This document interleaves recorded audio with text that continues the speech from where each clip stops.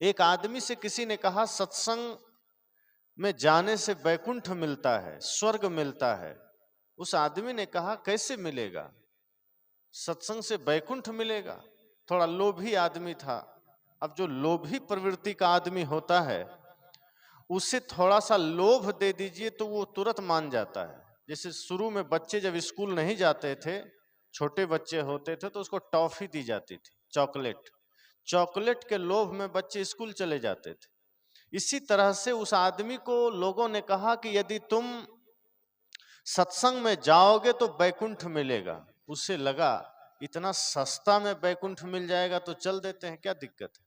वैसे भी आदमी लोभ पहले करता है। किसी से कहो जाओ मंदिर में थोड़ी पूजा कराओ, तो आदमी मंदिर में पूजा करने तो जाता है लेकिन पहले पूछ लेता है मंदिर जाएंगे तो मिलेगा क्या, क्या मिलेगा, प्रार्थना करने से क्या मिलेगा, क्या मिलेगा पहले सोच लेता है। उस आदमी ने भी सोचा कि सत्संग में जाऊंगा तो बैकुंठ मिल जाएगा। लोगों ने कहा बिल्कुल मिल जाएगा। अब वो गया, सत्संग में जाके बैठा बैठा लेकिन मन सत्संग में नहीं लग रहा था, क्योंकि लोगों ने कहा था तुम्हें सत्संग से बैकुंठ मिलेगा। इसलिए उसका ध्यान बार बार आकाश की तरफ था कि अभी तक कोई विमान लेने क्यों नहीं आया बैकुंठ से, हम बैकुंठ जाना है मुझे। बार बार ऊपर देखे, बैकुंठ से कोई विमान नहीं आ रहा है, कम से कम कुछ तो आवे।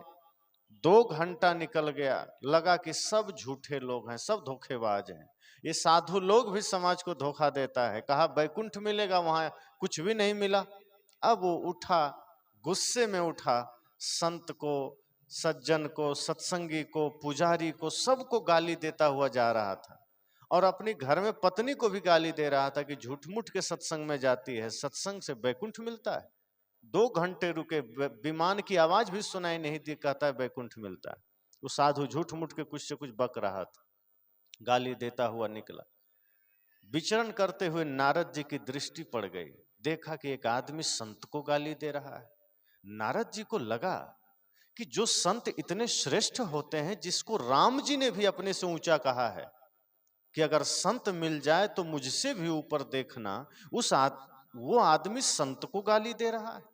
कृष्ण कहते हैं संत मिले तो मैं मिल जाऊं, कि जब संत मिल जाए तो समझना मैं स्वयं मिल गया। उस संत को ये गाली दे रहा है। नीचे आकर के उन्होंने कहा भाई क्या दिक्कत है, क्यों गाली दे रहे हो? उसने कहा चुप रहिए, बात मत करिए, आप भी साधु मालूम पड़ते हैं। कहा हाँ मैं भी साधु। कहा प्रॉब्लम क्या है? उसने कहा ये संत लोग बड़े धोखेबाज होते हैं, समाज को धोखा देते हैं। कहा हुआ क्या? कहा लोगों ने मुझसे कहा सत्संग से बैकुंठ मिलेगा, मैं 2 घंटा बैठा, कोई विमान नहीं आया। अरे बैकुंठ तो छोड़ो, एक कप चाय तक नहीं मिली। नारद जी ने कहा तुमने सुना था ऐसा? कहा हाँ मैंने सुना था। अब आप ही बताओ सत्संग की क्या महिमा है, बैकुंठ नहीं मिलेगा तो बताओ। उस आदमी ने नारद जी से ही पूछ लिया कि आप ही बताइए सत्संग की महिमा क्या है, हमको तो वहां कुछ नहीं मिला। और लोगों ने कहा बैकुंठ मिलेगा, ना बैकुंठ मिला, ना विमान आया, ना चाय मिली, कुछ नहीं मिला, ना स्वागत हुआ, ना सम्मान हुआ। अब आप बताओ कि सत्संग की महिमा क्या है। अब नारद जी तो चुप हो गए कि सत्संग की महिमा का बखान मैं कैसे कर सकता हूं, मैं भी पूरा योग्य थोड़े हूं। मैं सत्संग करता हूं, सत्संग सुनता सुनाता हूं, लेकिन सत्संग की पूरी महिमा तो मैं नहीं बता सकता। उसने कहा चिंता मत करो, तुम मेरे साथ चलो, मैं ब्रह्मा जी के पास ले चलता हूं, क्योंकि वो मेरे पिता हैं, वो भी सत्संग करते हैं, वो जरूर इसकी बात तुम्हें बताएंगे। तो नारद जी उस आदमी को लिए और लेके ब्रह्मलोक चले गए। ब्रह्मा जी ने कहा रे ये कौन, किसको उठा लाया तुम साथ में? कहा पिताजी ये धरती लोक का एक प्राणी है और ये सत्संग की महिमा जानना चाहता है, ये बड़ा परेशान है।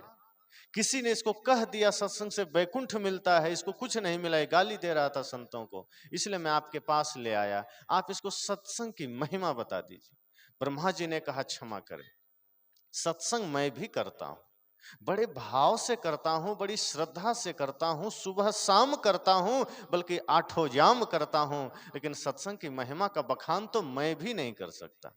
लेकिन चिंता मत करो, चलो मैं लेके चलता हूं तुम्हें शिव जी के पास, भोले बाबा के पास, वो तो ध्यान में ही रहते हैं, वो जरूर इसकी महिमा तुम्हें बता देंगे। तो ब्रह्मा जी ने नारद जी को लिया, नारद ने उस आदमी को लिया, तीनों चल पड़े कैलाश। वहां जब पहुंचते हैं, शिव जी ध्यान में हैं, प्रणाम किया ब्रह्मा जी ने, कहा प्रभु आंखें खोलिए। शिव जी ने देखा कि ब्रह्मा जी हैं, नारद जी हैं, तीसरा कौन है? कहा ये कौन है?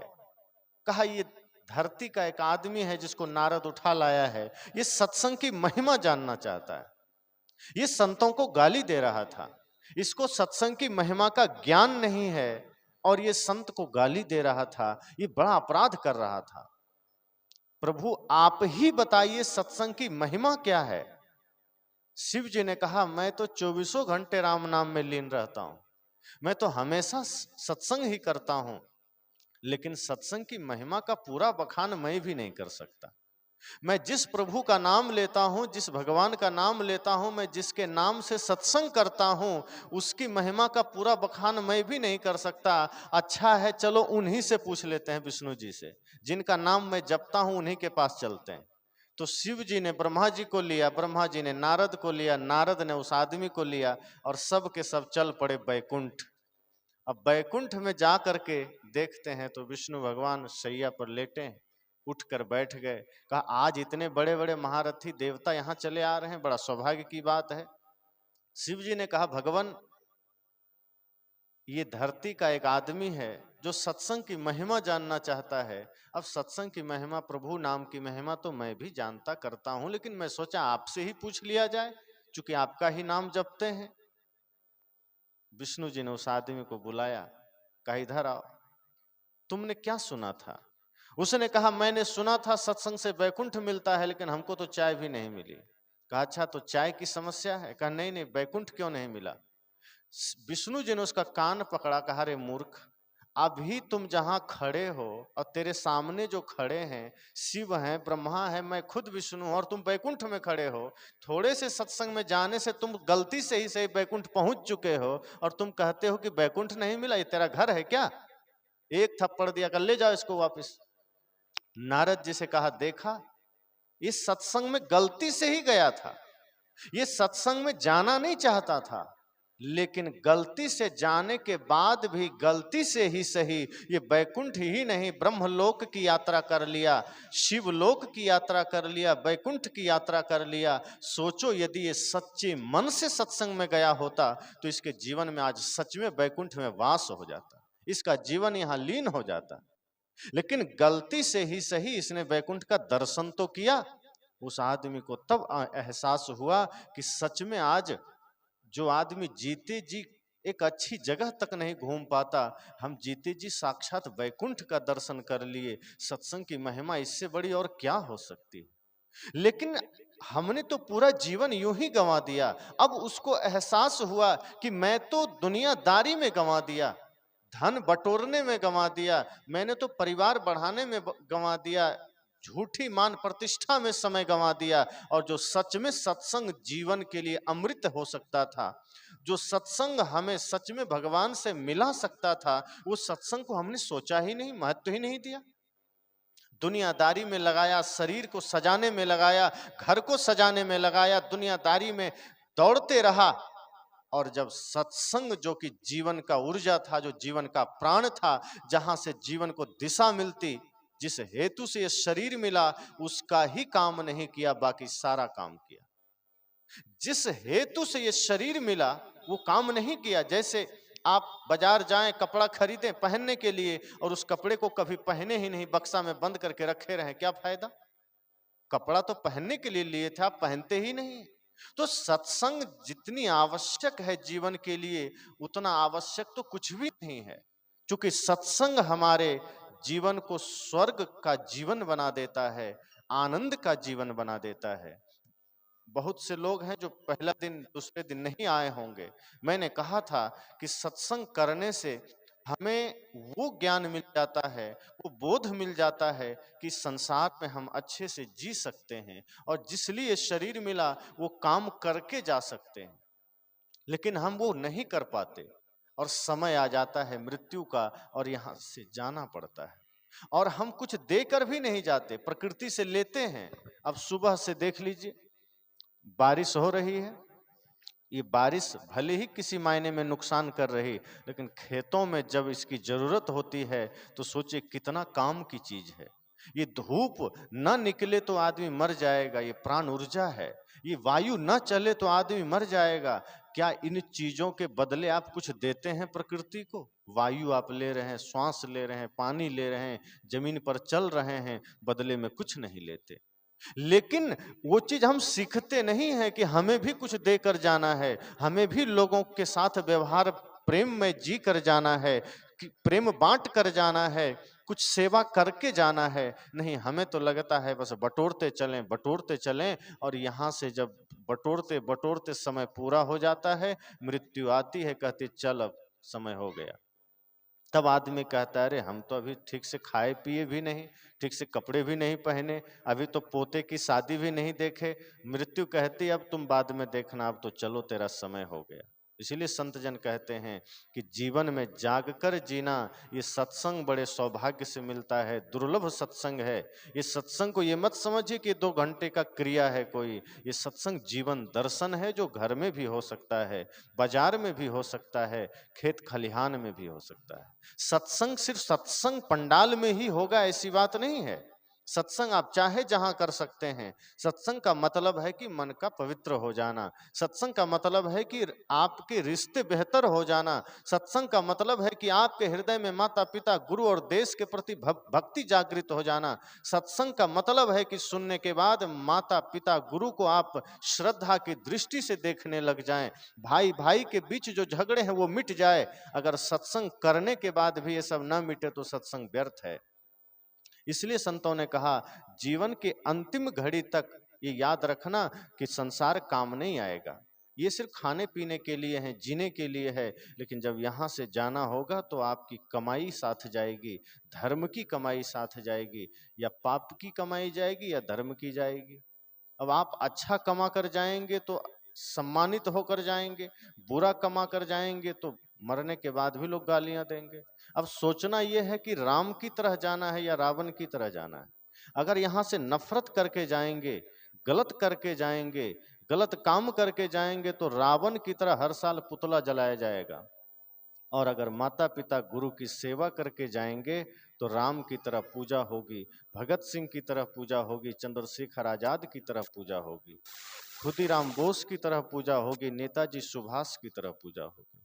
वे लोग छोटे छोटे उम्र में ही यहाँ से चले गए देश के लिए जी करके, लेकिन उनका नाम आज भी है। लक्ष्मीबाई भी चाहती तो अंग्रेजों से समझौता करके बढ़िया राज्य चला सकती थी।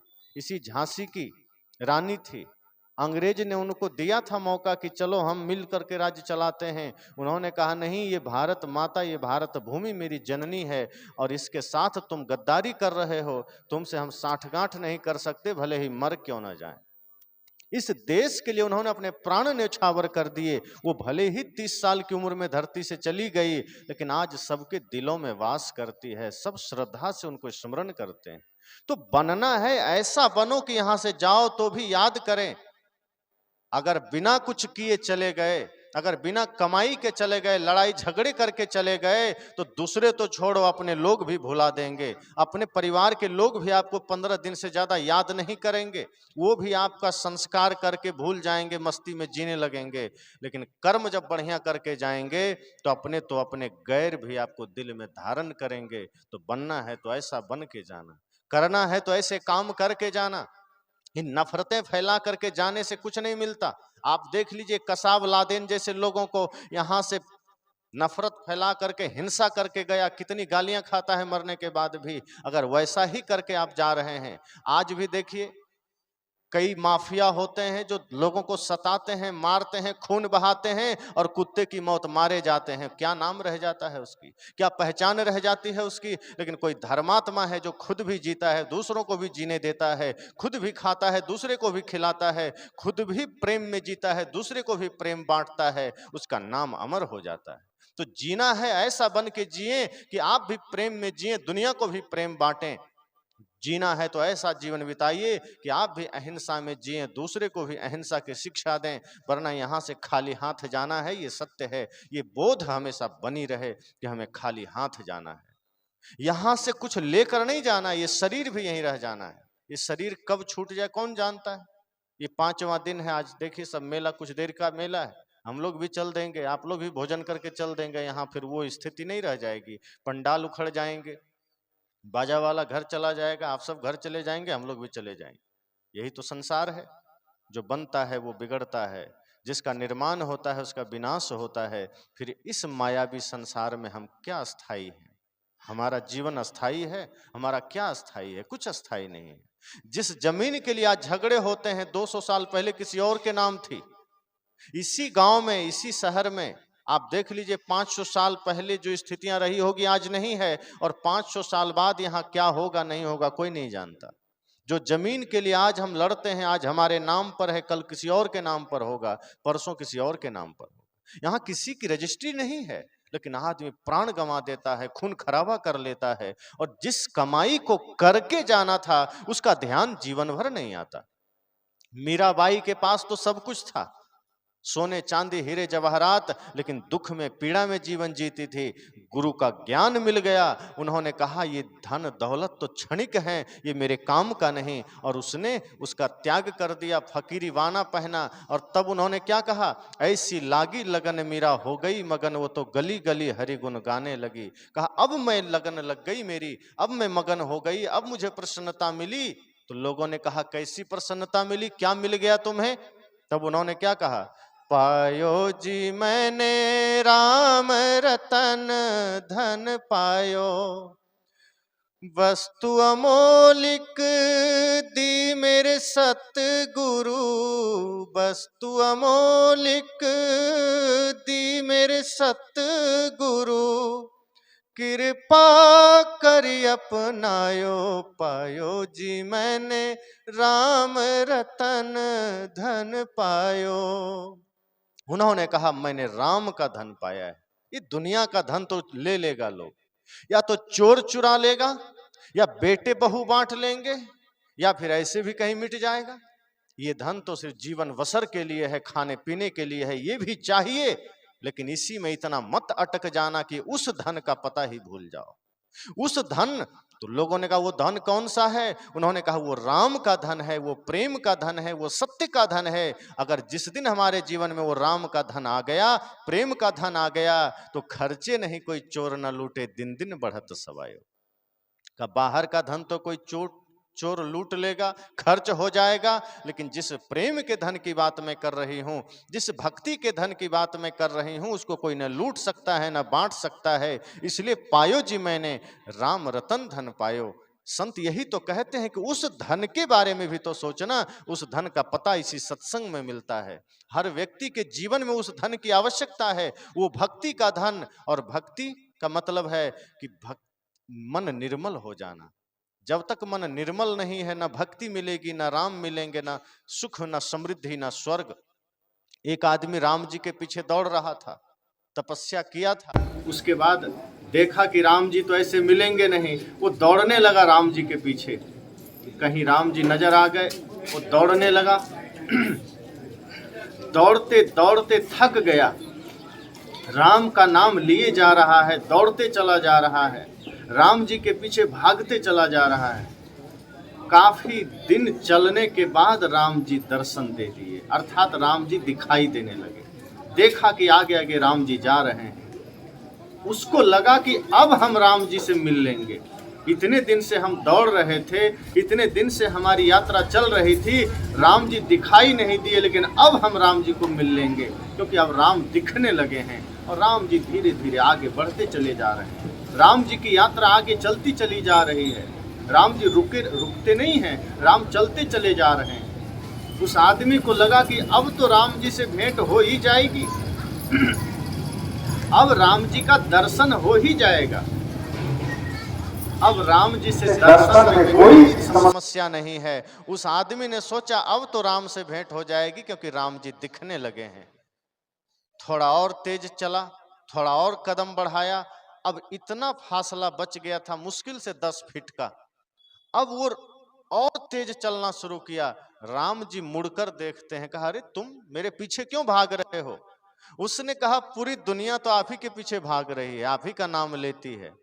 कहा ये तो सत्य है, लेकिन सच्चे मन से नहीं भागता कोई। नाम तो मेरा लेता है, सब लोग लेते हैं जय श्री राम, राम राम, राम राम से पूरा दिन हम शुरुआत करते हैं, लेकिन सच्चे मन से राम को कोई नहीं भजता। उस आदमी ने कहा, मैं तो आपके पीछे प्राण हथेली में रख के भाग रहा हूं, मैं तो आपको पाना चाहता हूं।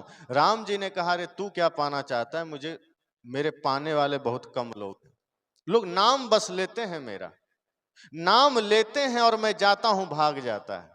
द्वारे तेरे राम जी मिलहु कबीरा मोह, तै तो सब में मिली रहा मैं न मिलूंगा तो। राम जी कहते हैं, एक आदमी मेरा नाम जप रहा था, बहुत जपा, मुझे लगा ये मेरा भक्त है, मैं जाके दर्शन दे दूं, लेकिन जैसे ही मैं उसके द्वार में गया और मैं कहा कि उठो भाई मैं तेरे द्वार में हूं, तो मैं देखा वो आदमी तो माया में लिपटा है। उसने कहा कि भगवान आप बहुत जल्दी आ गए, थोड़ा रुक जाइए, अभी बेटे की शादी करनी। राम जी ने कहा, तू ही तो मेरा नाम बार बार ले रहा था कि प्रभु आइए मुझे आपके साथ जाना है, अब मैं आ गया हूं तो तुम बेटे की शादी, कहाँ बेटे की शादी करूंगा, फिर पोता होगा, फिर उसकी शादी करूंगा, तब आइएगा। राम जी ने कहा, फिर मेरे से तुम्हें कोई मतलब नहीं, तुम सिर्फ ऐसे ही मेरा नाम लेते हो कि दुख से बचे रहो, तुम्हें सत्य से कोई मतलब नहीं। राम जी ने कहा, इसलिए लोग मुझे भजते थोड़े हैं, उसे टाइम पास करते हैं, असली तो वो धन को भजते हैं, असली में तो संसार को भजते हैं। जिस दिन सच्चे मन से कोई राम को भज लेगा, आदमी दुखी ही नहीं रहेगा। उस आदमी ने कहा, अब तो हम आपको पकड़ लेंगे, आप चाहे जितना बोलिए। राम जी ने कहा, ये जो 10 फीट का फासला है ना, ये जन्म जन्म बना रहेगा, तुम यहां तक तो आ गए, लेकिन ये फासला नहीं मिटा सकते, इतना तुम मेरे को नहीं पा सकते। उस आदमी को निराशा हुई, उसने कहा, अब तो हम बिल्कुल पास में हैं, अब तो हम चाहें तो छलांग लगा के राम जी को पकड़ सकते हैं, फिर भी राम जी कहते हैं तुम मुझे नहीं पा सकोगे। उस आदमी ने कहा, भगवान प्रभु आप ये बताएं, हमें तो लग रहा है कि हम आपको पा लेंगे, आप कह रहे हैं तुम मुझे नहीं पा सकोगे, तो क्या इस धरती पर आपको कोई पा नहीं सकता? क्या कोई रास्ता नहीं है, कोई उपाय नहीं है, आपको कौन पा सकता है? तब राम जी ने कहा, निर्मल मन जन सो मोहि पाबा, मोहि कपट छल छिद्र न भाबा। उन्होंने कहा, जो निर्मल मन का आदमी वो पा सकता है, जिसके मन में छल है वो चाहे मेरे मंदिर में बैठा रहे, मुझे नहीं पा सकता। और यदि सिर्फ मेरे मंदिर में आने से मुझे कोई पा लेता, तो अयोध्या में जितने लोग हैं वो सब राम को पा लेते। तो क्या आपको लगता है कि जितने लोग अयोध्या में रहते हैं सब राम को पा लेंगे? नहीं पाएंगे। अयोध्या में रहे, चाहे द्वारिका में रहे, चाहे जगन्नाथपुरी में रहे, चाहे केदार बद्री में रहे, राम को वही पा सकता है जिसका मन निर्मल है। सीधी बात है, जिसके मन में थोड़ी भी नफरत है, गंदगी है, बुराई है, भाई भाई से बैर है, पिता पुत्र में बैर है, पड़ोसी से झगड़ा है, वो आदमी राम को नहीं पा सकता, वो आदमी कृष्ण को नहीं पा सकता। राम जी ने कहा कि मुझे छली कपटी नफरत करने वाला आदमी थोड़ा भी पसंद नहीं है। जो पूजा तो करता है लेकिन छल करता है, जो पूजा तो करता है लेकिन नफरत करता है, जो मेरी प्रार्थना तो करता है लेकिन भाई से झगड़ा करता है, वो आदमी मुझे नहीं पसंद है। तब उस आदमी को लगा कि तब तो हम व्यर्थ ही भाग रहे थे, फिर तो हम घर में ही मन निर्मल बना लें तो राम जी आ जाएंगे। और मन अगर निर्मल हो, मन अगर पवित्र हो, सच्ची भक्ति हो, तो राम सबरी के द्वार पर पहुंच जाते हैं। इसी तरह अगर हमारा जीवन, हमारा मन निर्मल बन जाए इस सत्संग से, तो समझना कि आपके द्वार पर राम आ जाएंगे। लेकिन अगर सत्संग सुनने के बाद, शास्त्र पढ़ने के बाद, कथा सुनने के बाद, मंदिर जाने के बाद भी मन निर्मल नहीं हुआ, मन में गंदगी बनी रही, दूसरे के धन को देखकर लोभ जग रहा है, दूसरे के रूप को देखकर लोभ जग रहा है, दूसरे को देख करके मन में दुख हो रहा है, नफरत मन में हो रही है, ईर्ष्या हो रही है, तो समझ जाना अभी आप राम को पाने के योग्य नहीं हैं, आप स्वर्ग पाने के योग्य नहीं हैं। जिस दिन मन में निर्मलता आ जाएगी उस दिन सब हो जाएगा। और ये सब करना है मृत्यु के आने से पहले, क्योंकि ये तो सत्य है कि मृत्यु आएगी, इसको कोई नहीं रोक सकता। पंच भौतिक शरीर है सबका, ये प्रकृति ने दिया है। मिट्टी पानी आग हवा से बना है, ये उसी में मिल जाएगा। तो इससे पहले कि मौत आ जाए कुछ बढ़िया काम कर लीजिए। इससे पहले कि मृत्यु आपके द्वार तक आ जाए आप कुछ अच्छा कमाई कर लीजिए, क्योंकि शरीर का कोई भरोसा नहीं कब राख हो जाए, और जब राख हो जाएगा तो फिर कोई काम होगा क्या? कुछ नहीं होगा। इसलिए संतों ने कहा है लो अपना जहां दुनिया वालों हम इस दुनिया को छोड़ चले, जो रिश्ते नाते जोड़े थे। जब आदमी इस धरती से जाता है, जिस दिन उसकी मृत्यु निकट आ जाती है, तो मानो वो आप सब से कह रहा है, अपने परिवार से कह रहा है, बेटे से कह रहा है, अपने भाई से कह रहा है कि लो अपना जहां दुनिया वालों इस दुनिया को छोड़ चले हम, जो रिश्ते नाते जोड़े थे वो रिश्ते नाते तोड़ चले, लो अपना जहां दुनिया वालों हम इस दुनिया को छोड़ चले। कुछ सुख के मग में देख चुके,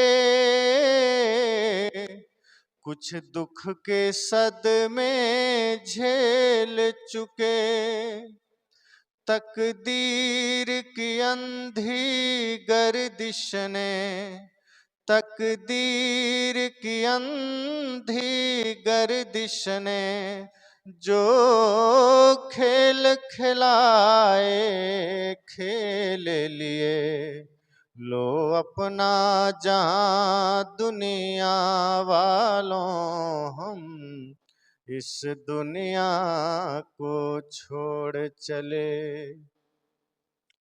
वह राह अकेले कटती है, वहां नहीं कुछ भार चले, वह राह अकेले कटती है, वहां नहीं कोई साथ चले, उस पार न जाने क्या पाए, इस पार तो सब कुछ हार चले, लो अपना जहां दुनिया वालों हम इस दुनिया को छोड़ चले, जो रिश्ते नाते जोड़े थे वो रिश्ते नाते तोड़ चले, लो अपना जहां दुनिया वालों हम इस दुनिया को छोड़ चले। हर चीज तुम्हें लौटा दी है, वहां नहीं कुछ भार चले, हर चीज तुम्हें लौटा दी है,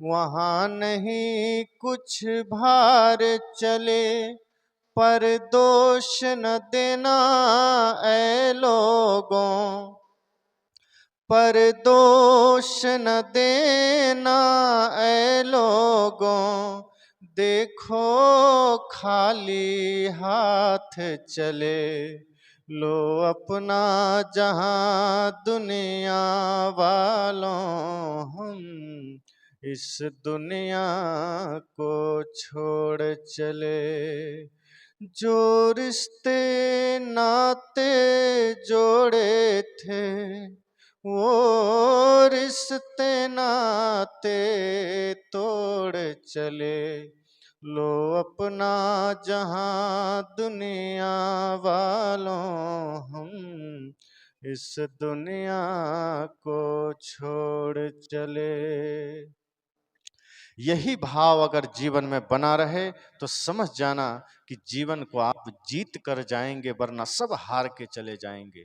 ये शरीर, ये संसार में इसलिए नहीं मिला कि खा कमा करके चल देना है। ये जीवन मिला है कुछ पुण्य कमा कर जाना है, समाज में कुछ काम करके जाना है। आज सोचिए, सीमा पर खड़े हमारे जवान, सियाचिन में, जैसलमेर, बीकानेर में जहां गर्मी में 60 डिग्री तापमान होता है, सियाचिन में जहां -40 का तापमान होता है, वहां हमारे सैनिक किस लिए खड़े हैं? दुश्मनों की गोलियां सीने पर खाने के लिए क्यों खड़े हैं? क्योंकि हमारे देशवासी सुकून से सो सके। हमारे देशवासी तो जातिवाद में लड़ रहा है, मेरा तेरा में लड़ रहा है, ऊंच नीच में लड़ रहा है, छुआछूत में लड़ रहा है, मत पंथ में लड़ रहा है, भगवान के नाम पर लड़ रहा है। क्या यही सपना देखा था हमारे शहीदों ने? क्या यही सपना देखा था हमारे महापुरुषों ने? क्या भगत सिंह जाते जाते यही सपना देखे थे कि हमारे देशवासी आपस में लड़ें, कि हमारे देशवासी स्वार्थ की राजनीति करें, कि हमारे लोग अपने आपस में ही एक दूसरे के खून के प्यासे बन जाएं? हमारे महापुरुषों ने, हमारे शहीदों ने ये सपना नहीं देखा था। उन्होंने ये सपना देखा था कि भारत समृद्ध देश बने, कि भारत स्वस्थ देश बने और भारत विश्व गुरु देश बने। लेकिन आज हम ही अपने देश को कंगाल बनाने में लगे हैं। आज हम अपने जीवन को उस पाश्चात्य देश के पीछे लगा दिए जो देश कभी हमारे सामने झुका करता था। अमेरिका, यूरोप जैसे देश जो भारत के सामने सिर झुका के खड़ा रहता था, आज हमारे लोग, हमारे बच्चे उसी देश की सभ्यता के पीछे भागे चले जा रहे हैं। आज उसी देश के पीछे हमारे लड़के भागे चले जा रहे हैं कि हमें तो मॉडर्न बनना है, हमें तो आधुनिक बनना है। ध्यान देना, अगर मॉडर्न और आधुनिक के चक्कर में आप अपनी संस्कृति, अपनी सभ्यता से इतने दूर चले जाएंगे कि न तो स्वर्ग, न शांति, न समृद्धि मिलेगी, न देश समाज में कुछ करने का गौरव मिलेगा। इसलिए हमारे महापुरुषों ने कहा, अब भी वक्त है, जाग जाओ, अपने देश के लिए जियो, अपने समाज, अपनी संस्कृति के लिए जियो, और अपने जीवन में एक किसी को अगर रोल मॉडल बनाना है, अपने महापुरुष को बनाओ। श्री राम को बनाओ, श्री कृष्ण को बनाओ, बुद्ध, महावीर, कबीर को बनाओ। अपने जीवन में अगर रोल मॉडल बनाना है तो महापुरुषों को बनाओ। आज हमारे बच्चों से जब हम पूछते हैं तुम्हारा रोल मॉडल कौन है, तुम्हारा आइकॉन कौन है, तुम्हारा आदर्श कौन है, तुम अपना प्रेरणा किसे मानते हो, तो बहुत से लड़के कहते हैं हीरो या हीरोइन का नाम लेते हैं, क्रिकेटर का नाम लेते हैं। अपने जीवन में अगर आपका आदर्श कोई हो सकता है तो वो भगत सिंह होना चाहिए, श्री राम होना चाहिए, श्री कृष्ण होना चाहिए। अपने घरों की दीवारों पर राम जी का तस्वीर लगाओ, भगत सिंह का तस्वीर लगाओ, बुद्ध, महावीर, कबीर का तस्वीर लगाओ, ताकि उनको देख करके आपके बच्चे प्रेरणा ले सकें। ये हीरो हीरोइन की तस्वीर लगा करके आपने नैतिकता गिरा दी है। आपके बच्चे वही बनना चाहते हैं। एक छोटा सा बच्चा था, 4 साल का, उससे पूछा क्या बनना चाहते हो? कुछ दिन पहले की बात थी। उसने कहा मैं सिंघम बनना चाहता हूं। कोई फिल्म आई थी सिंघम नाम से। संत ने कहा कि काश कि तुम कह सकता कि मैं राम बनना चाहता हूं, श्रवण कुमार बनना चाहता हूं, भगत सिंह बनना चाहता हूं। तुम तो सिंघम बनना चाहते हो, तुम्हारा कोई दोष नहीं, ये तेरे माँ बाप का दोष है। वो खुद भी फिल्म देखते हैं और बच्चों को भी दिखाते हैं, वो खुद भी गाना सुनते हैं, बच्चों को भी सुनाते हैं, वो खुद भी हीरो हीरोइन की तस्वीर लगाते हैं, बच्चों को भी लगाने देते हैं। ये संस्कृति हमारी बिगड़ती चली जा रही। ये सत्संग आपको सब तरफ से जगाता है कि आप अपने आप को भी जगाइए, बच्चों को भी जगाइए, ताकि आप पुनः अपने देश की सेवा में खड़े हो सकें, अपने समाज के लिए कुछ कर सकें, आपके बच्चे बढ़िया शिक्षा ले सकें। और जिस दिन आपके बच्चे माँ बाप के द्वारा सही संस्कार लेने लगेंगे, तो जैसे माता सीता ने लवकुश को महान बना दिया था, वैसे आज भी माँ बाप अगर चाह लें, उनके बच्चे श्रवण कुमार बन सकते हैं, भगत सिंह बन सकते हैं, चंद्रशेखर आजाद बन सकते हैं। लेकिन आपकी लापरवाही से आज आपके बच्चे बिगड़ते चले जा रहे हैं और वो हीरो हीरोइन बनने के राह पर हैं, अंग प्रदर्शन के राह पर हैं।